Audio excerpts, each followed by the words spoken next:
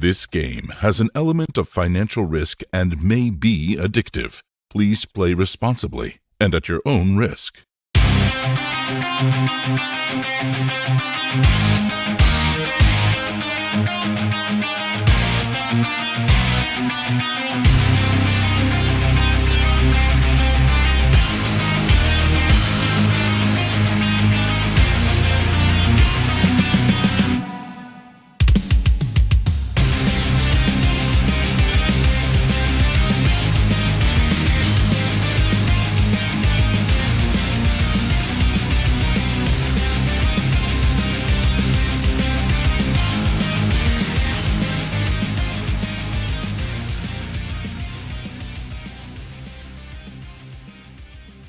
Good evening, namaskar and welcome. I am Peter Abraham and I welcome you to the India Online Poker Championships 10th edition. We started all the way back in 2015 with a guaranteed prize pool of just 12 lakh rupees, and today we are hosting the 10th edition of this massive event with another massive prize pool of 28 crore rupees across a 118 tournament schedule. There are 6 major tournaments in this upcoming IOPC schedule, which will be live streamed on multiple platforms at the same time. This championship brings tournaments ranging from a buy-in of as low as 550 rupees all the way up to 110,000 rupees. And if that's not enough, then it comes with an enormous leaderboard prize of 1 crore rupees. So that will be split amongst the top winners on that leaderboard. Now, being the Highroller event, obviously there's a lot to play for in terms of prizes. And right up top, there's a sweet 23.25 lakh rupees that's going the way of the winner. And then you've got 15.75 lakhs for second place. And that's followed by 10.5 lakhs for the third place finisher. All the way down, we've got another 3 places to go. Fourth place gets 8.6 lakhs, 6.9 lakhs for the fifth place finisher. And the sixth player on this final table to get eliminated will take home 5.35 lakh rupees. Now let's take a look at the individual players on this table who we are going to see in action very shortly.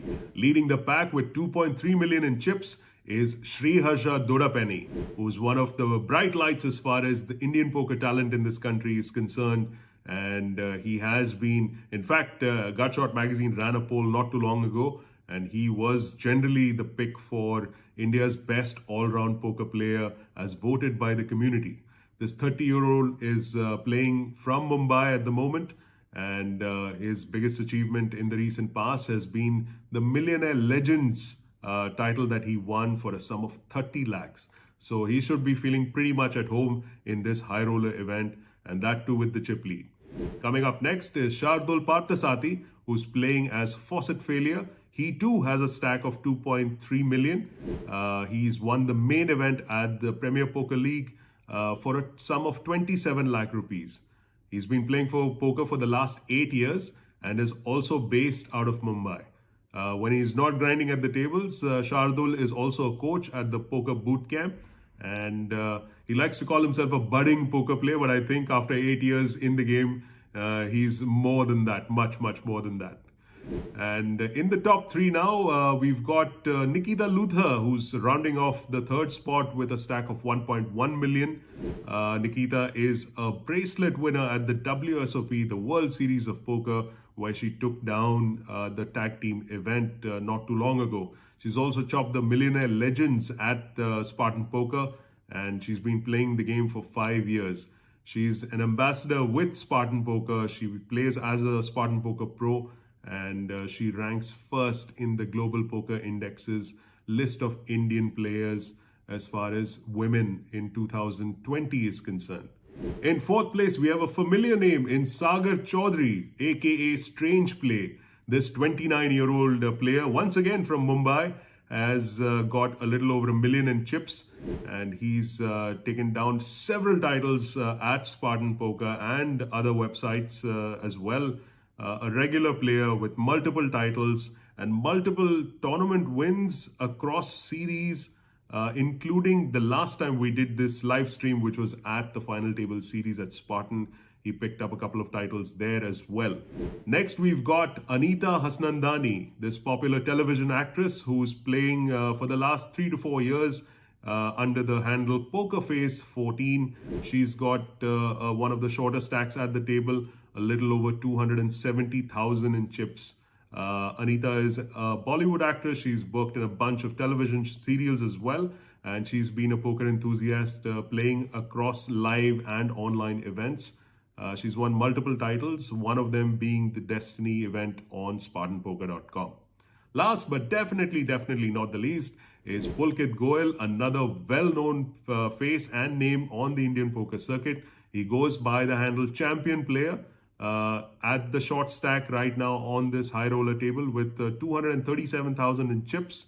Pulkit has been playing for the last 7 years, and he hails from the north of India, from Bathinda to be exact. And Pulkit is one of those players who is very true to his username, Champion Player indeed. He's won the WSOP event number 5 not too long ago in PLO for a sum of $82,000, and he also won a WSOPC ring for that victory. He's also taken home a Jeep Compass that he took as part of being an IOPC leaderboard winner. So a lot of experience with Pulkit Goyal, and he will certainly want to make sure that he rides that short stack to finish a much higher in the counts than he is at the moment. So let's take a look at the commentators that we have on today's roster for this IOPC event coming up. She came second in the Macau Poker Cup's $9,600 no-limit hold'em event in 2008, and then she took third place in the ANZPT Sydney event, which was the $10,200 high roller in 2009. That same year, she shipped the Macau Cup, which is the $9,400 no-limit hold'em event, and in 2012, she won the Macau Poker Cup's Red Dragon main event, and as well as the Asia Championship of Poker, the ACOP event for $9,900, as well as the $1,100 Deep Stack Championship. Well, the list can go on and on and on, and I am talking about none other than Selena Lin, who is going to join us on this live stream. Her tryst with poker began in 2004, and she's one of the best players on the Asian poker circuit. And along with Selena, we are going to be joined by one of our very own champions from the India Poker Championship. In 2011, he bagged a title at the Poker Guru Tour, and in the same year, he shipped the main event at the APT. That's not all. In the 2011 edition of the APT, he won the Greed event as well. He has won a number of titles along with the High Roller event at the IPC in 2016. And I'm talking about none other than Sangeet Mohan, or Samo as he's more affectionately known on the circuit. Welcome, Selena and Samo. Thank you, Pete. And hey, Selena, what's going on? Hello, good to see everyone. Hi, and finally we are on the final table of the High Roller. So we have a pretty star-studded final table. So Selena, my first question is, how will ICM play a role in these kind of stats? Like we're doing 40, 40, 20, 20, 4, 4. So, I mean, the way you look at it is that because you have two guys that only have 4 big blinds, right? Especially the guys in the middle, they really, really want to steer clear of the big stacks. That's very, very important. Because the 4 big blinds guys, I mean, you know, they're probably going to last 1 round, 2 rounds. They will have to be forced to shove. You know, the big stacks probably have to make one of those pot odds calls here and there. And, you know, most likely it's whether they double up or they bust. And until those stacks double up, the guys in the middle, they're really just waiting it out, because the big stacks are going to be putting pressure, right? Imagine your middle stack, right? They raise it up. Now, you're talking about these 2 chip leaders being great players. Of course. They're going to shove it in. They're going to re-raise them, you know. In these cases, yeah, for sure. I mean, that's a correct play. Absolutely. So in those cases, are you going to call it off with your tournament life, even with a hand like Ace-King? Mm-hmm. You know, that's what you're going to be asking yourself. And if you know ICM, that's something that you're not going to be doing. Absolutely. Basically, I think Nikita and Sagar has the toughest stacks to play, to be honest. Like the short stacks are not really worried about ICM. Nikita and Sagar has the toughest stacks to play. And if we can see who gets position on who, I think position is very, very important, very, very key for Nikita and Sagar on this final table, because if they pretty much they just can't open anymore, because either Shardul or either of them are is gonna three bet Nikita and Sagar without a doubt. Like it's the easiest three bet in the world, right? I mean, they just cannot play back because of the two shortest stacks. So I think it'll be very interesting to see how Nikita and Sagar manage this final table. And how about Sriharsha and Shardul? Do you really think they will go like hard against each other in the beginning? Because both of them are good players and both of them know how ICM work. Do you really think how will they try to play smaller pots, or will they actually go at it? What do you think? I imagine these two players will be looking to take it to heads up. I think that they're going to probably take turns raising. I think that there's going to be spots where, there's going to be a captain that just kind of goes, all right, these are my pots. You stay out of my way. And I can see some three betting going on. Of course. Definitely see there's going to be some three betting. If for example, like Nikita and everything, I wouldn't mind seeing them putting a three betting here and there, because that would actually look really, really strong for their stack size, right? Yeah. And in the event that the big stacks don't really have a hand, they will have to let go of their holding. The whole idea is that the whole thing, what I want to watch, what I'm really, really keen on watching on this final table is how the middle stacks play. I think this is going to be, because all of them are great players, this is going to be a lesson for anyone who's watching on how to play a final table where ICM is a huge factor. And if we get a character like that on the final table, it's going to be a lot of fun to watch. Yeah, so Selena, another question I have for you is, how do you think the dynamics of the final table would change if one of the shot stacks were to double or triple? And will it affect how the middle stacks are going to play, like how Nikita and Sagar are going to play, or is it going to be similar? Yeah. So if the short stack double up and there's still a couple blinds here and there, they're going to have almost the same stack as the middling stacks, right? Sure. And now we're seeing a situation where one of the short stacks fall, and then we have a short stack that's almost the middling stack. Now those middle stacks are really forced to fight for it. Those are going to be spots where I can see that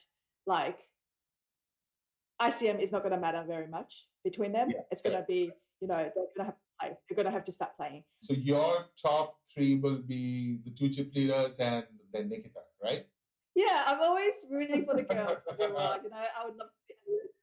I would love to see. It's always about cheering for the girls for me. I'm always excited to see them to do well, because, as poker is so much of a man-dominated sport, right? So for us, seeing somebody else that, they'll tell you that, oh, you were the inspiration for them to start playing, and they see them, how driven they've become, and, the amount of study and amount of passion they've put into the game, and they see the result of that. It really drives them to do better next time. It drives them to wanting to play more, and that's something that's really, really good to see. Absolutely. And Nikita is a force to reckon with. I mean, if it's three-way with between the first two and Nikita, I don't know if I can actually pick one person over the other, because Nikita is one of the top players in India. I mean, it's not even it's not even close. Like, she's one of the best, absolute best out there. So it's going to be very interesting to see how this is going to progress. And I think we should just go straight into the action and see how this final table plays out. Yep, and I'm looking forward to seeing a girl going heads up against one of the boys. Of course. That'll be a fun race. That'll be a fun final table. 10, 9, 8, 7, 6, 5, 4, 3, 2, 1.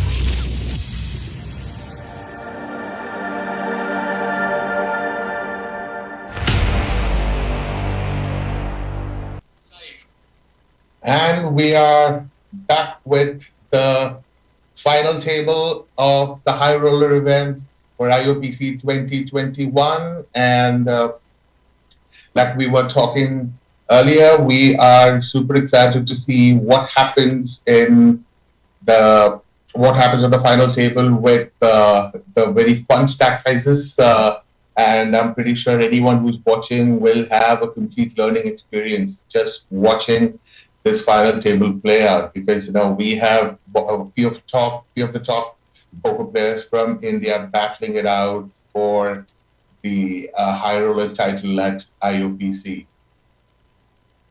And I can't even wait to get this started.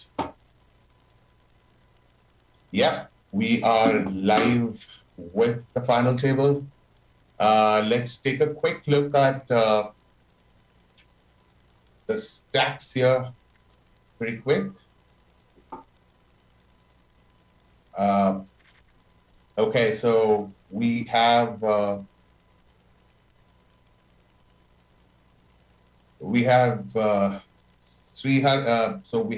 Sriharsha, we are looking at the first hand right now of this final table, and just give me 1 second here.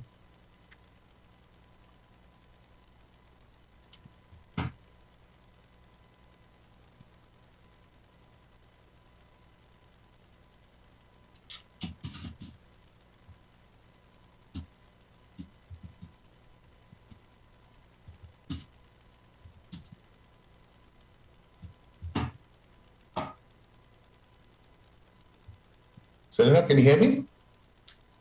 I can, yes. Yeah.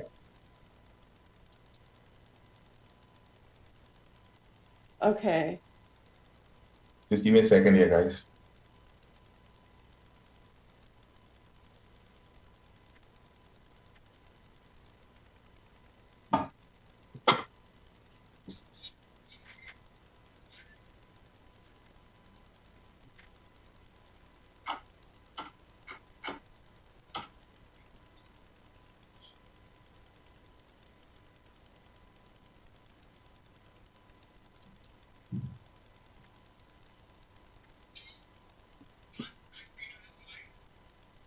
Well, since Samo is struggling a little bit with his audio, I've decided to jump back in and call out the action at this final table of the high roller. We've had a pretty interesting start so far.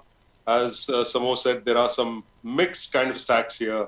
And so we should see a fair amount of interesting hands, pushes, shoves, aggression, not so much. At least by the short stacks, we should see them get their chips into the middle really quick. Yes, I was actually surprised with the first hand that the two short stacks actually I had a chance to possibly get it in, and I actually saw the big blind end up folding a ace high. Just now there was a good chance for the short stack to shove as well, and they passed up on that opportunity. Yeah, and the previous hand we also saw quads coming through pocket threes, which eventually became quads in the river. So yeah, some exciting hands to begin with, but the stacks are more or less the same. They haven't really progressed from the few hands that have already been played. And here we are once again. We see a potato player here raising it up with 8-7 offsuit under the gun. He's coming as one of the bigger stacks, and we know that he's very capable. And with under the gun position being the new button, he decides to raise it up with 8-7 offsuit. Was enough to get the other three players out of the way, and it's now down to champion player, who's the shortest stack at the table at the moment. I beg your pardon, he's the second shortest stack at the table. Ace 8. This could be a shoving hand right here, I'm guessing. Selena, what do you think? Okay. Chickened away. Okay, Pete, I'm back. Welcome, Samo. Let's been discussing a few positions here. Absolutely. As, we have two players going into heads up. Strange play, Sagar Chaudhary versus Sriharsha playing as potato player. Yes, I think Queen Rules 3 is such a board which I think Sriharsha bets all the time in the spot. I think it's fine for Sagar to fold, considering the fact that stacks are really shallow. Yeah, it's going to be a hand that's going to hit. The board is going to hit the potato player's range a lot better than the big blind. Yes, and it's very interesting to see Nikita just folded king ten off from cutoff. What we were talking about yesterday. She knows that there's a lot of pressure which can be put by Sriharsha, and I think it's a correct fold from the cutoff. with king 10 off. Yeah, with under normal circumstances, I could definitely see her raise it up there. Yeah, correct. I know, Selena, you're not very familiar with a lot of the players who are at this final table, but each one of them brings in a very, very impressive poker resume, to this final table. But I think that is something that will keep people a little bit wary of each other. Yeah, I'm ready for the girls, so let's go. All right, so I think champion player is going in right now for sure. Yeah, so he likes the strategy of raising it up instead of putting his whole stack. We actually saw Poker Face folding ace high when that happened previously, the very first hand we saw. So it worked once again. Okay.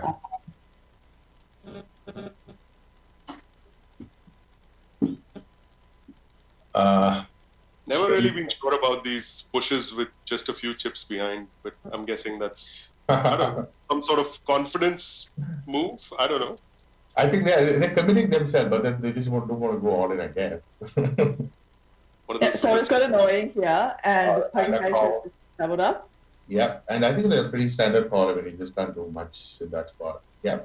Yeah, we're seeing that even though Poker Face is doubled up, their stack is still less than what they began the final table with. That is correct.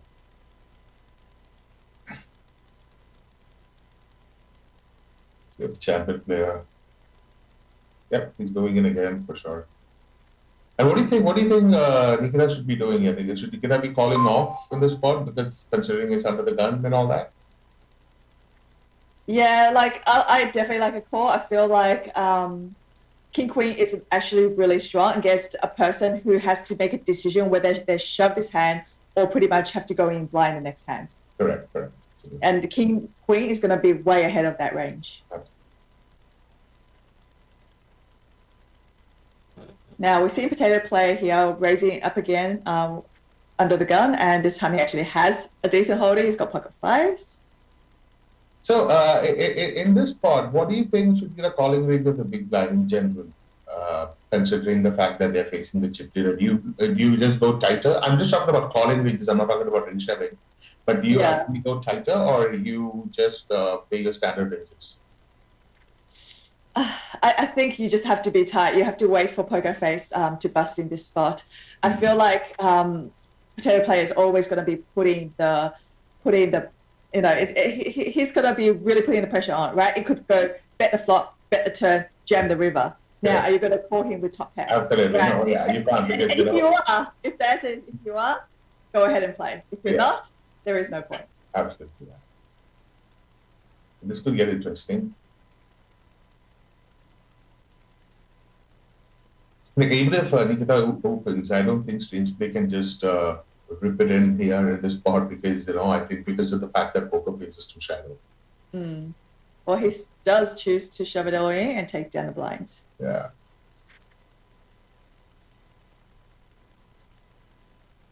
I think Nikita's going to fold and it's just going to win it, but raising it up.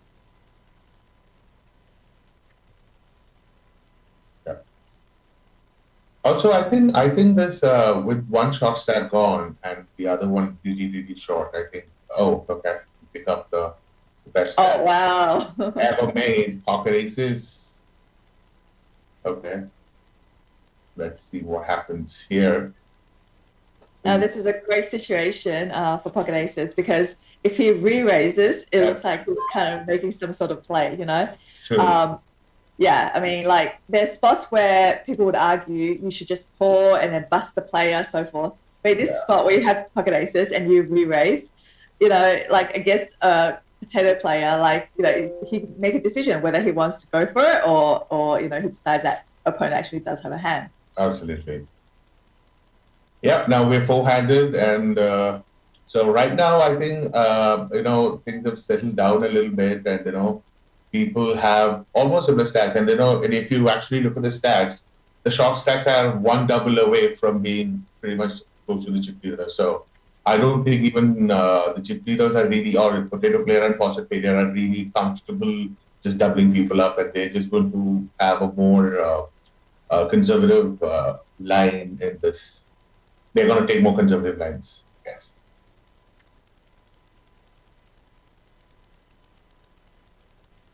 Well, just to once again round up on the players who are remaining in this high roller final table, we've got Strange Play, that is Sagar Chaudhary. He's had a pretty good run in the FTS series that took place in November. You've also got Potato Player, who's Sriharsha Doddapaneni, who's had quite a few titles in his poker resume. Of course, Fawcett Failure, Shardul Parthasathi, who's a coach at the Poker Boot Camp. So he's definitely got the chops. And rounding it off is Nikita Luther, Spartan Pro, and WSOP bracelet winner, in fact. So no dearth of talent, guys, at this Final Four stage. Absolutely. Still a star-studded final table with top players and interesting seeding positions as well. I mean, if you look at seeds, I mean, Nikita really can't open her button very wide right now because, she's raising into the chip leader and, we can just be better very liberally considering there is still some amount of ICM pressure there. And on the other side, on Sriharsha's button, it is Nikita on the big blind. And, the same applies there as well. He can just open more liberally, where he won't face a lot of resistance. Yeah, I don't think any of these players is going to take it easy, no matter what their stack is at this point in time, because danger looks street. And it's a lot of money they're paying for. Of course. 23.5, little under 23.5 lakhs going the way of. Yeah.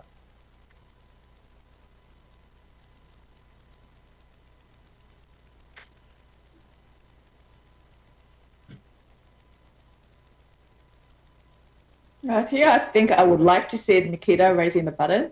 Mm-hmm. She's got position on Potato Player in this hand. She has to, I would say she has to start playing a little bit, right? We've just kind of seen her shove the previous hand, but, she's folded like an ace-9 on the cutoff, so forth, four-handed. I think that, she is playing extremely tight because Strange Player do have less chips than her. But at the same time, I think that you still want to keep your stack with a contention to possibly, do well, get a heads up. Of course. This will get interesting, but I don't think Sriharsha has ever folded this hand for sure. Now, Potato Player has a nice looking hand here. Yep. Oh, there we go. Oh, I think he's going to get... Oh, no. I thought he was just going to get there. All right, so we see Strange Player actually doubling up there, and now Nikita Luther has become the shortest stack on the table. Yeah, and I think that kind of liberates her, trust me. Now she just can play very, very her ideal strategy, and she doesn't have to really worry about ICM right now, where she's the shortest stack anyways. And I think now we can see her open a lot more hands in general.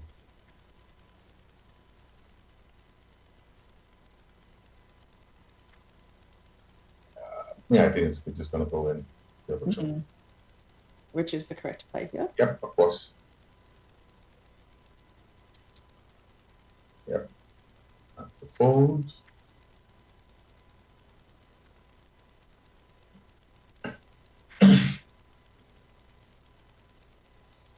Fawcett Failure has been playing pretty snug, or probably he hasn't picked up a hand at all on this final table. And I think Fawcett Failure also has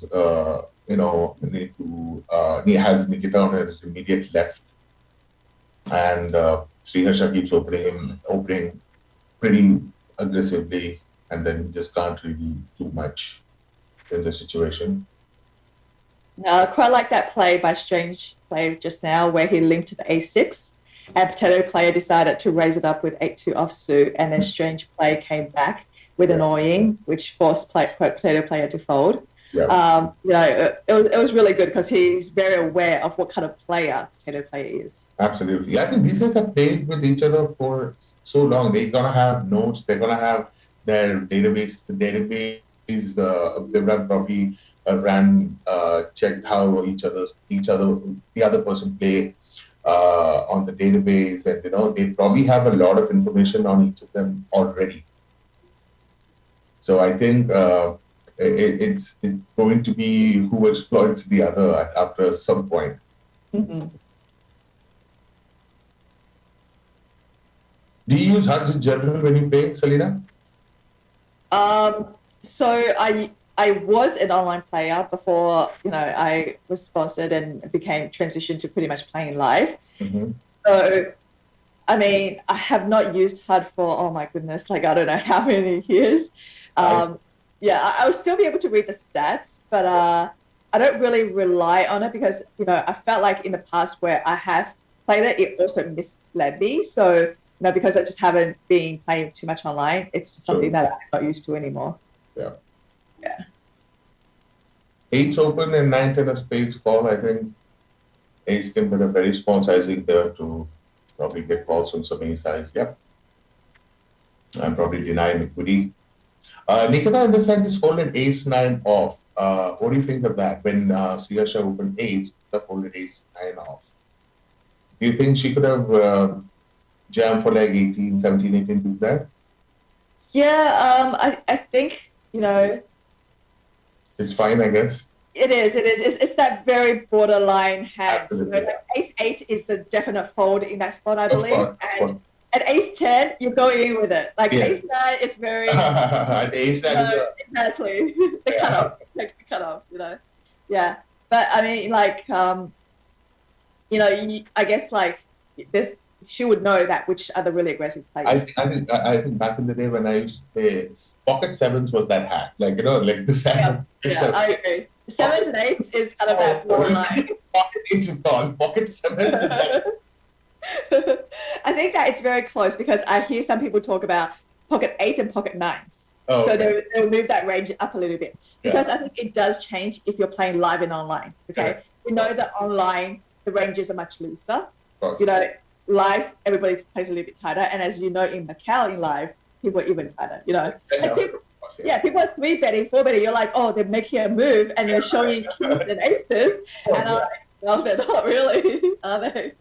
Yeah. So, the way I look at HUDs is that I do like it for multi-tabling. I think it's quite important because it's so hard to pay attention to so many tables at one time. So if you're playing like, Spartan Poker online tournaments and you're loading up a bunch of tables, or it's like one of those big Sundays, in order to play well overall, I think that you want to, have more information. And a lot of players, at the end of the day, they'll play 20 tournaments that day, maybe even 40, and then end up with like 1 or 2 final tables. Right, yeah. Yeah, so we see here, strange player actually picked up ace-7 offsuit and raised it on the button, and we actually see potato player shove it in the same hand but suited and taking down the hand right there. In India, we don't call it a7 offsuit; we call it a7 double suited. You get hit flush twice? No, we call it double suited because we can make 2 flushes. Yeah. This actually happened in a live cash game in Goa. One guy makes a terrible play and gets there or something, and you called 6-4 off. You called a 3-bet with 6-4 off. So no, it was not off. It was double suited. I can make 2 flushes. Actually, interestingly, still 4-set Fladia right there did not choose to play or 3-bet with his ace-8. He just folded to potato player's button raise. He's choosing to play a tighter line, even though he knows potato player is a relatively aggressive player. Yeah. Oh, we can see a confrontation here. Yeah, it's a call. I think it's going to call for sure. So small blind versus big blind here. But yeah, I think you have to call for, I think 10, 12 bigs. I think you just have to call off. For sure. And, Nikita has also shoved quite a bit in the past as well, as we've seen. Yeah. So this is almost the 3rd time that she's shoved all in from the small blind into the big. Yes. Yeah, I think we can see possibly they're opening for sure. And I think Sriharsha is going to defend. Yep. Check call.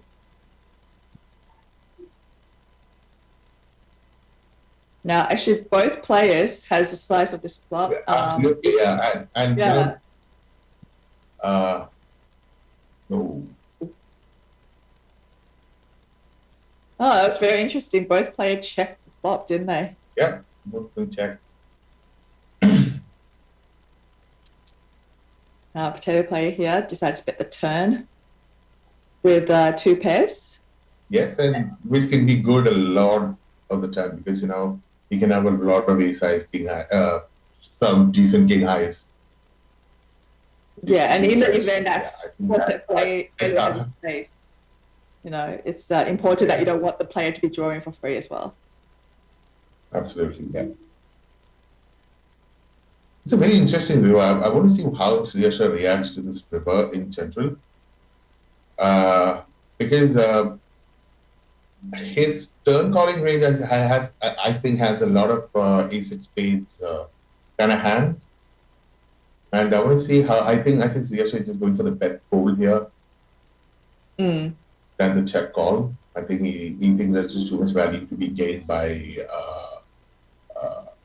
check and him bluff the ace of spade. And I think Sriharsha is just going for the bet fold here.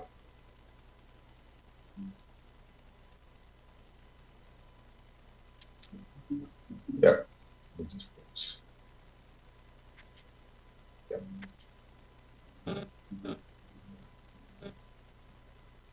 Now we see forced failure is actually now the new chip leader on the table.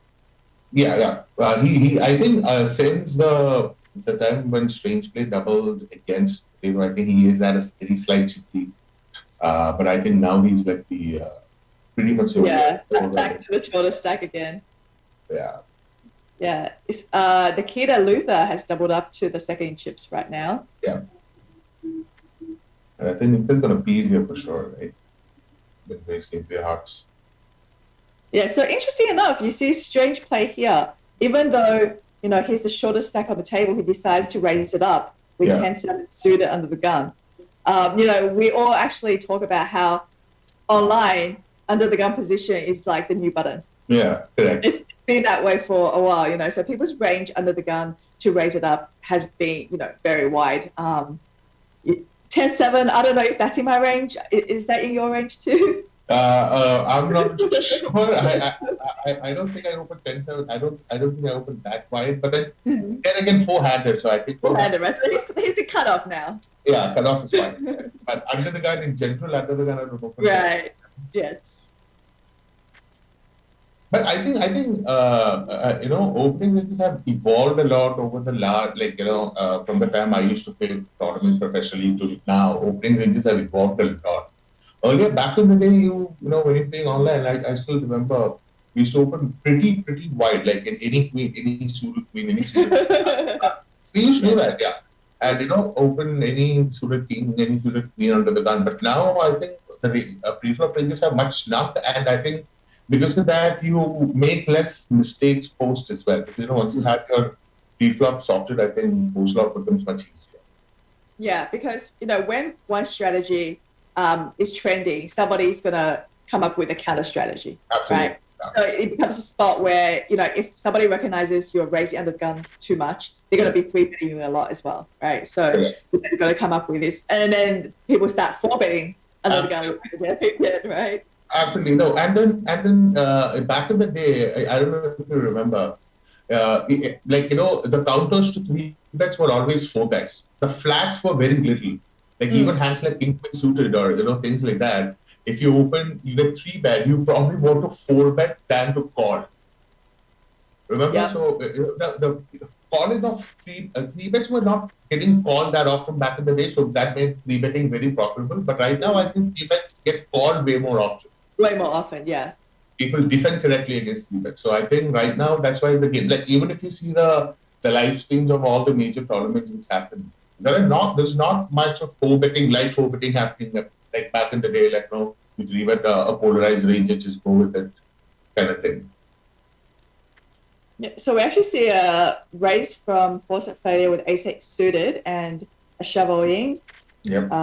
And managed to take down pot there with. Yep. And that's how Sriharsha Doddapaneni. Mm-hmm. I think that the money is going in for sure. I think he's just going to rip it in. Oh, we're going for the limp again. Yeah. I think he's just going to limp call. I think he's planning to limp call. So Sriharsha is going to, there you go. He's going to get it in for sure. And holds and Sriharsha is almost equal in chips against Fawcett Bailey, and Strange plays the shorter stack now with about 5 bigs, 4.5 bigs. I would actually like to shove the Jack-9 suited on the button as Strange in that spot. I think Jack-9 is a great hand on the button against 2 players where you're the shorter stack. Yeah. Fight. I want to see him fight.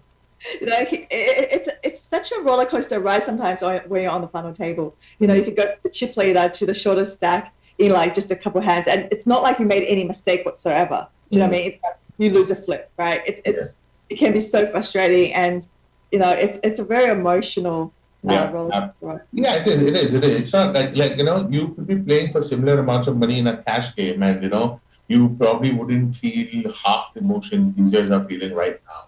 Yeah, definitely. Like, it's just so much more, there is so much more glory associated with it. It is. I think that's also why a lot of players transition to playing tournaments as well, right? Yeah. It's like that glory, holding the trophy, sometimes it's the money that comes with it doesn't matter, right? It's more like, yeah. I mean, Randy, for example, was a pure cash game player, right? Back in the day. He only played cash, right? And then he now pretty much only plays tournaments.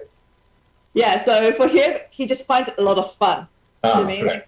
Like cash game, you have your session and so forth, not much, changes, But then in terms of tournaments, like as the tournament progresses, the game itself changes. Absolutely. You make the final table, you're in the money. Now the dynamics and everything gets in. Like it's a really, really fun mental game. Yes.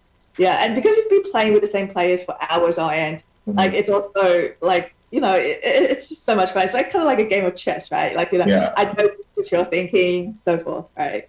Yep. Okay, so Strange players gone all in for four big blinds. What will be the bottom of your calling range there, Selena, in Nikita's spot? I think that if I see this 9x suited, I'd be a bit more. I'd be inclined to probably call. Okay. Yeah, I'm just thinking that like my whole card probably will be live, and it being suited is going to help a bit as well. But offsuit, I think I'm going to be letting it go like she did. Okay. I can't tell you my ranges. I don't think I'll ever play tournament with you. We're going to meet again on the felt, and he's like, "Oh, I remember." Yeah, she's not going to call a lot. All right, so we see Nikita actually putting in her stack with Queen 6 and I choose Queen. It's a 4 big blind effective shove, and Yeah. Now, actually, in that spot, I would actually consider calling with Queen 8. Yeah, it's something. I mean, it's one of those hands that's like I said, it's that borderline. Yeah, correct. I mean, like Queen 10, you're like 100%. Yeah, 100% calling, yeah, for sure. Queen 9, you're like, ooh, right? And then the Queen 8, you're like, ooh, like, you're finding a good spot, right? So in this case, he's like, okay, I've got a few more hands to see before committing my stack. And he picks up Ace Jack here. Yeah, and I think it's a pretty standard shove and a call, yeah. All right, we see another double up. I still remember when I took a break from tournaments and then finally went back to play one of the tournaments, one of the IPCs in Goa. The game had changed completely, and there's one spot where I shoved like 8 big blinds effective. Effective was 8. I had a big stack. I shoved from the small blind into the big blind and he folded. And I turned to one of the pros sitting next to me and said, "You still do this, right?" And he said, "Yeah." I was like, "Thank God, at least one thing hasn't changed." I don't know what you guys do there. Like limp and I don't know, like min raise. Like there's a lot of limping which happened now. Like under the gun, early position, and all that. People limp a lot. Like people limp button and things like that. With like those middling hands and things. Yeah, I think they're limp in order to call a raise and see a flop. Correct. Then they're going to be faced with a 3-bet, and now their hand is getting too expensive for them to see a flop. True. So they did go to limp on. Yeah. Now we see Potato Player now with a pretty dominating lead. Yes, and I think it's just going to just like now Fawcett failure will have to worry about the ICM and Nikita because there's like a real short stack on the table. So I think Fawcett player. I think Potato Player has like he pretty much can do whatever he wants on his button for sure. Yeah, he's going to be putting a lot of pressure on the two guys behind him. He's going to be picking up a lot of lines that way. Yeah, then Nikita or Fawcett can't do much of the spot anyways. Yeah, sometimes like I find that when you have a final table draw, it almost determines who the winner is going to be. Yeah, absolutely, yes. So crucial. Yes, and then and if you're talking about people with the same skill level, then it's all about the draw, like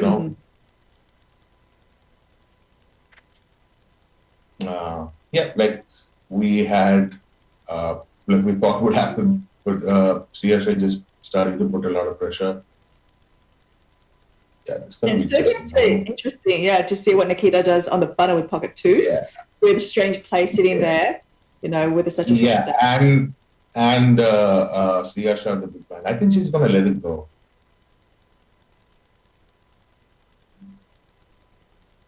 Yeah, because she has like under 20 VV stat, and considering the fact, I think I would have let it go too. But what do you think? What do you think you would do with fives or sixes there? 5, 6s. I'm closing my eyes and I'm getting in. Now, there's also a different factor that I take into account. Like, how much does the money mean to me? Yeah, absolutely, yeah. I ask myself that question. So if the buying is like, how we talked about the ACOP event, right? Yeah. So if the buying is that and you're on the final table with 4 left, then, that shove could cost you like, 50,000, right? Like something ridiculous amount of money, right? Maybe, correct. Yeah, right. But if you're playing a tournament that's like $100 buying, right? And then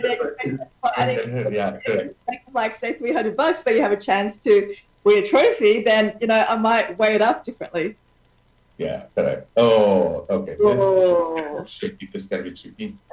This is tough, right? This is really tough for Nikita. This is gonna be check back call. And the thing is, Sriharsha can just bet 100% of range of that board, 10-6-6. Precisely. And the thing is, Nikita, she's not going to really think that Potato Player has a 6 in his range, unless it's like a 6. You know what I mean? Yeah.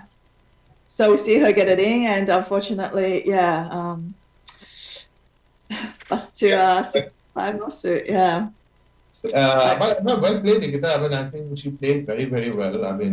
It's just unfortunate that he picked up a hand in that spot when she picked up top pair too. There you go. And like that, we are heads up. Oh, wow. It's happening all so fast. We were 4-handed for a little while, and now we're straight away down to 2 players. Yes, and we have Sriharsha with pretty much all the chips in play.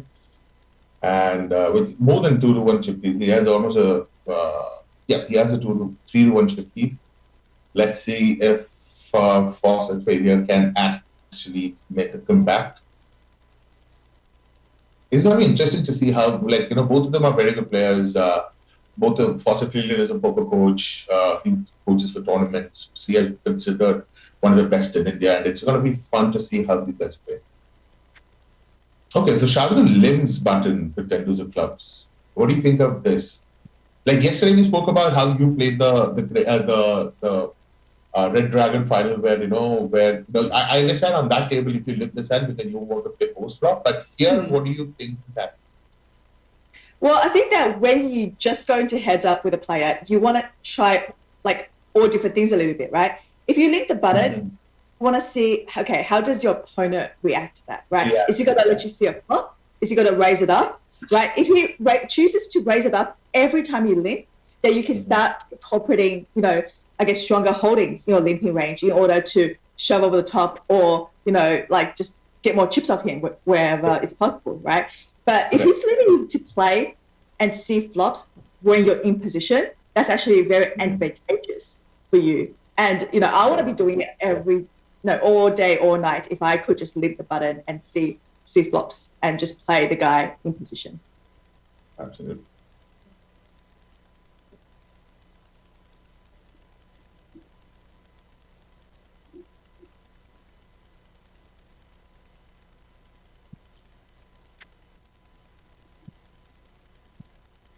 Now, the thing with tournaments is like, I bet you Nikita and like she'll be sitting there feeling devastated. Yeah, absolutely. Yeah, for sure. You go into all these tournaments and you have such high hopes. You just do. Like, you're like, oh, I'm going to win tournament today. I'm going to win tournament today. Yeah. Just give me a second here.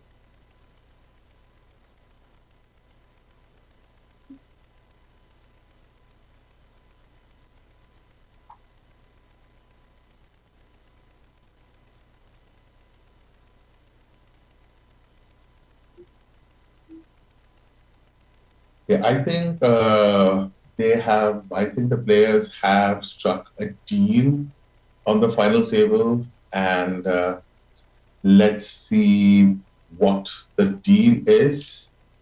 Just give me a second here. I'm just pulling that up. I like to see them put all the money for first. Well, spoken like someone who's won 2. That's right, 2 Red Dragons. Yeah. I should have asked for that deal every time. But I don't think she even gave him a deal. I think you won it all, right? Sorry, no, I played everything. I played it. First heads up was 4 hours. Yeah. The second heads The second one was longer. The Grandfather one was longer. I think so. He got me 41 twice, 3 times, I believe. 41 in chips, 3 times. Yeah. Oh, he was 4-1? Well, he was a huge chip stack. He busted out everybody on the final table, and he had me 41 3 times, and I came back to win the tournament. Oh, so guys, we have a deal. Sriharsha and Shardul have struck a deal, and this is the final table, or the final places, the payout for the final 6 players. Sriharsha gets 21,55,750. Shardul gets 17,44,000. Sagar gets 10,50,000. Nikita gets Anita Hassanandani gets 6 lakh.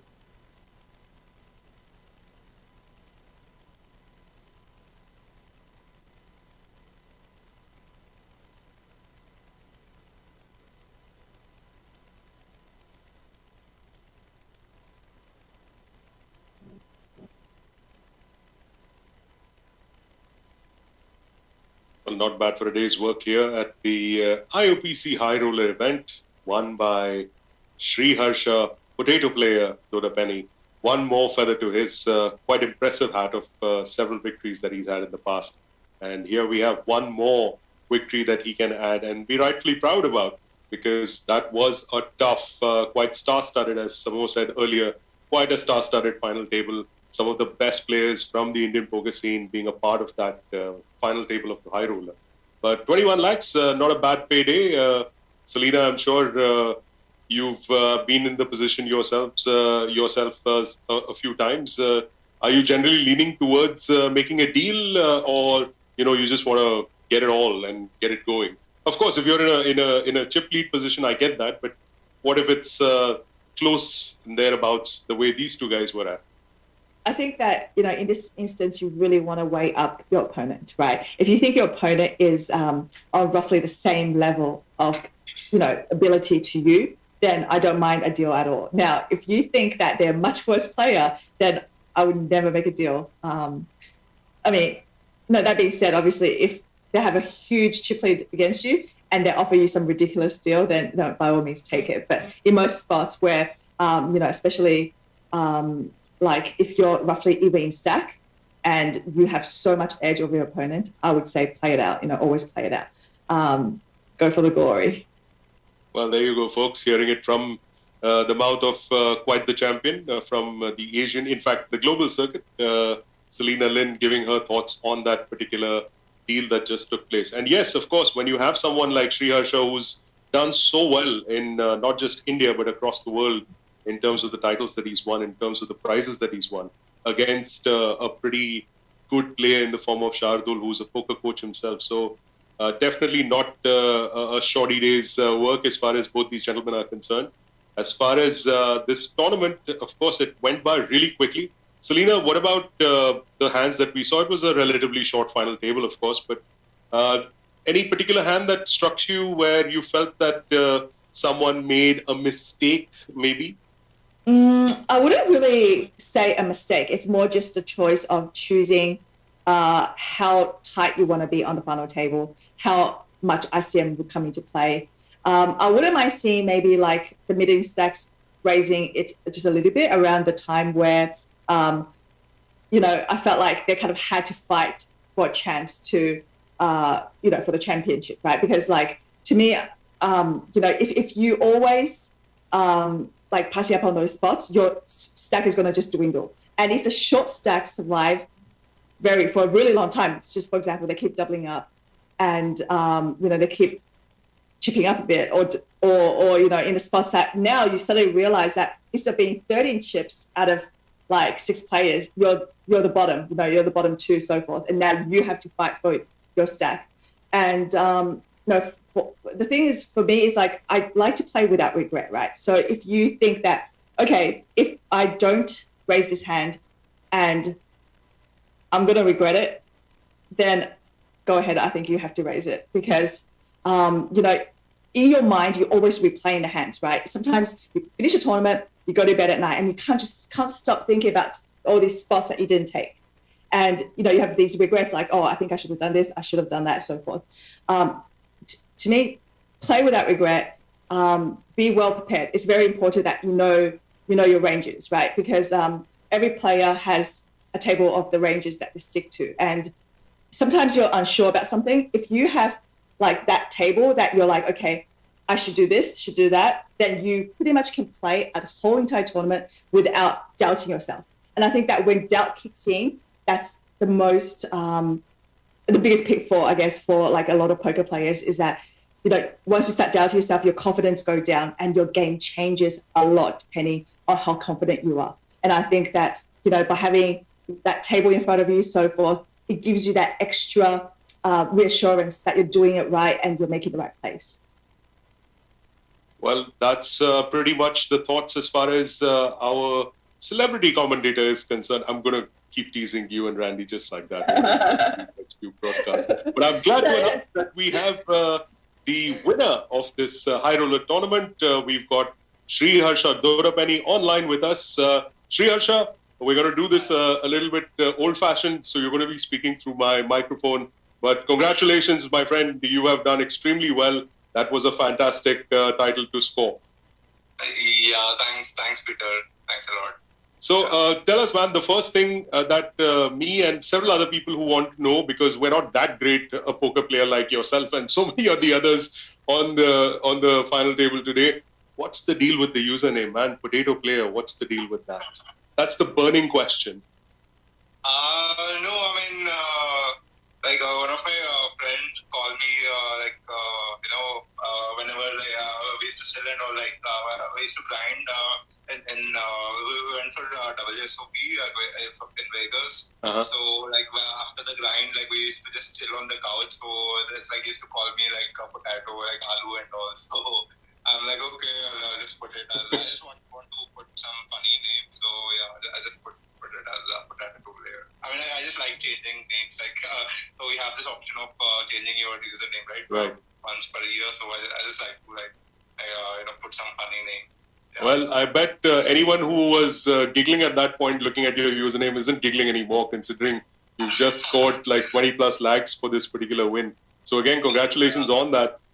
It must be nice to get onto that final table with, I must admit, it was a slender chip lead, but a chip lead nonetheless entering this final table. Every one of these guys who you were playing, and of course, lady, that you were playing on this FT, they all have enviable poker resumes. Was there anyone in particular that you were a little bit more wary about, that you didn't want to tangle with too much off the bat?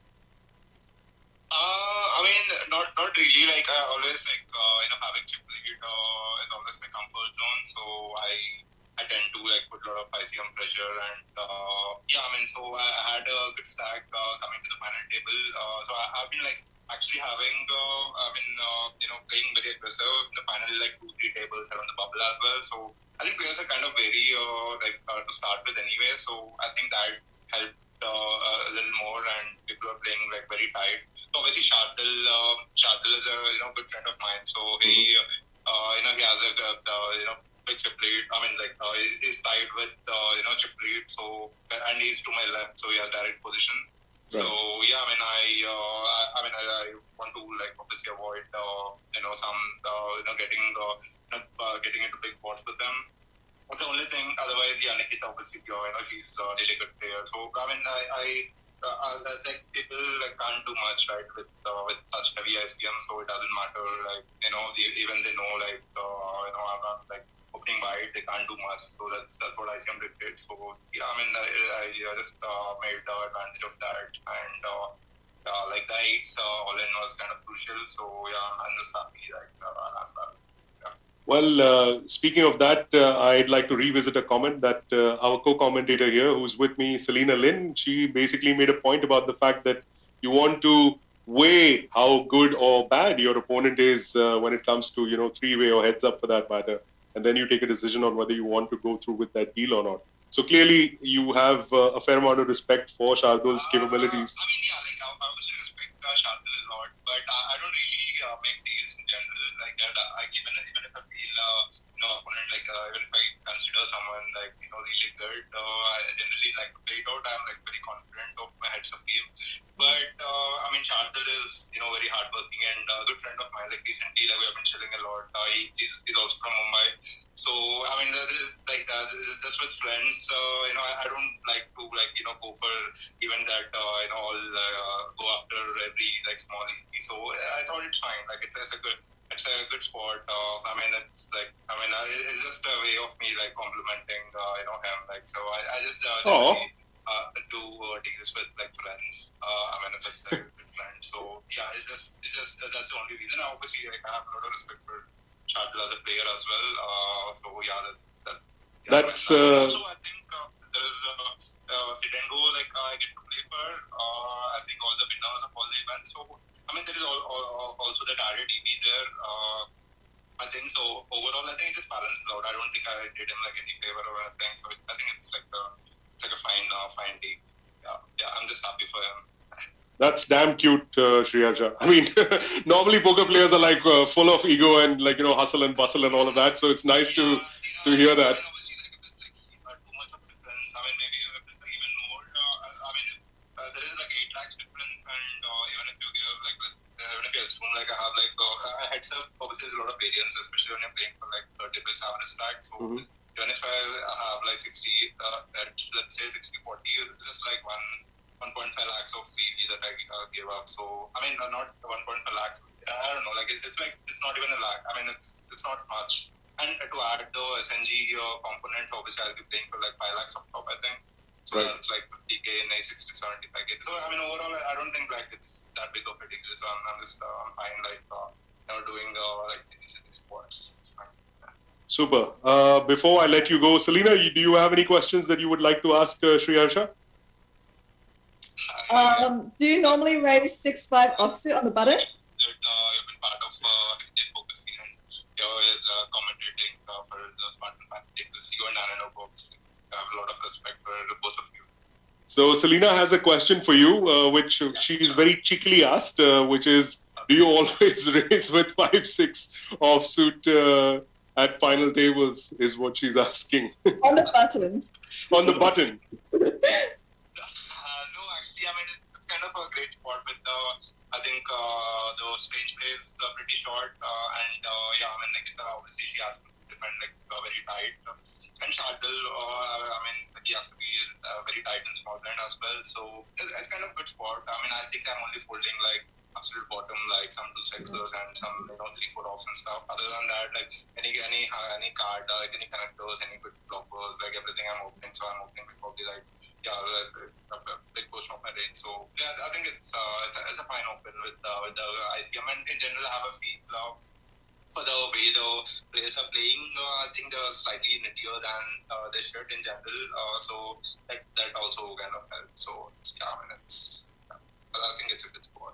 Well, there you have it, folks. From the mouth of the champion to you guys. I just said that from the mouth of this high roller champion to all our viewers. That's pretty much the thoughts that we have here from Sriharsha Doddapaneni. Congratulations once again, Sriharsha, for your victory. And just to remind our viewers, the SNG that Sriharsha is referring to is the Masters table that will take place at the end of this series, where all the top winners will get together to play down that sit and go for a little bit more extra cookie money. So let's just look forward to that as well. Sriharsha, once again, thank you so much for joining us for this interview. Congratulations. Have a fantastic evening ahead, man. Yeah, thanks a lot. Thanks for having me. Bye. And there you have it, folks. Sriharsha Doddapaneni, the high roller winner here at the IOPC. He's done wonderfully well for himself. It's always good to get the chip lead and then, just hold it all the way right to the end and write that stack. I would like to thank our co-commentators here this evening, Sangeet Mohan, who's not with us at the moment, but who led pretty much all of the commentary, along with our other co-commentator, Selena Lin. Thank you so much, Selena, for joining us. And here we have the end of this live stream. Sriharsha Doddapaneni, winner of this IOPC 1 Pro guaranteed high roller event, taking home a little over 20 odd lakh rupees, which should be a nice little sleeping pill for him tonight. So we wish him all the best, and there's a lot more action coming up. So make sure that you stay tuned across all our social media channels. And of course, we'll bring you more of these live streams as we go along. From myself, Selena Lin, Sangeet Mohan, it's thank you and goodbye.